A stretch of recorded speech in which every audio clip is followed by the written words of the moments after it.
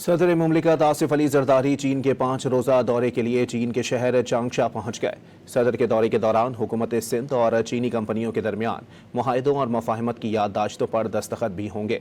हुनान सूबाई अवामी कांग्रेस के नायब चेयरमैन होजो शेंग ने पुरतबाक इस्तकबाल किया। पाकिस्तान में चीनी सफ़ीर जांग जाइडोंग और चीन में पाकिस्तान के सफ़ीर खलील हाशमी भी इस मौके पर मौजूद थे। सदर जरदारी चांगशा में क़याम के दौरान सूबाई क़यादत से मुलाकातें करेंगे।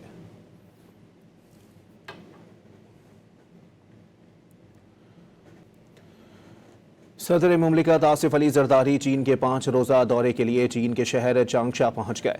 सदर के दौरे के दौरान हुकूमत सिंध और चीनी कंपनियों के दरमियान मुआहदों और मफाहमत की याददाश्तों पर दस्तखत भी होंगे।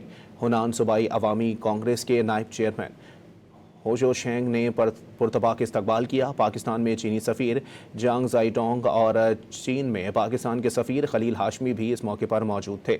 सदर जरदारी चांगशा में क़याम के दौरान सूबाई क़यादत से मुलाकातें करेंगे।